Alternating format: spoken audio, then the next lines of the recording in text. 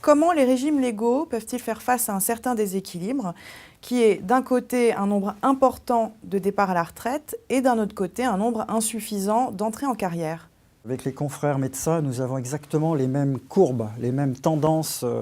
démographiques. Il faut savoir c'est que le numerus clausus, qui pour des raisons politiques n'évolue pas en fonction de la réalité, ont montré que nous avons un déficit et une désertification donc, de certaines régions, dramatiques d'ailleurs au niveau national.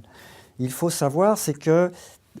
personnellement, en tant que président de la Caisse des chirurgiens dentistes et des sages-femmes, eh bien, si nous avons une érosion démographique des chirurgiens dentistes, nous avons à l'inverse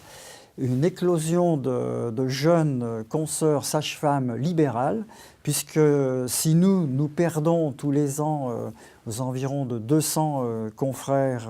en déficit, nous avons l'arrivée de plus de 200, de 242 l'année dernière, jeunes sages-femmes. Comment les régimes légaux parviennent-ils à gérer leur caisse de manière stable et de manière lisible? Il faut déjà, c'est qu'on ait un équilibre technique, un excédent technique obligatoire, à savoir que les cotisations doivent toujours couvrir les allocations et que du fait de l'évolution des revenus dans chacune des professions, eh bien, nous avons encore cette possibilité pour que les réserves que nous avons constituées au fil des décennies précédentes, eh bien, soient utilisées le plus tard possible.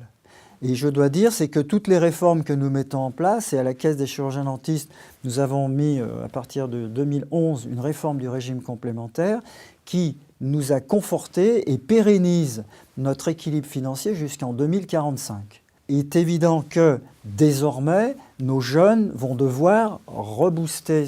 cette politique pour qu'on aille encore plus loin. Donc il y a ça, et puis il y a surtout une gestion, il faut impérativement une gestion dynamique des réserves, à savoir un portefeuille actions, obligations convertibles, immobilier papier, immobilier pierre. Il faut impérativement le gérer en dynamique et ne pas hésiter, lorsqu'un partenaire financier n'est pas fiable ou n'apporte pas ce qu'on a demandé, eh bien de s'en séparer et d'aller dans d'autres directions. Et en conséquence, eh bien, il y a quelque chose qui transparaît dans ce que je vous ai déjà dit, c'est l'information, la communication,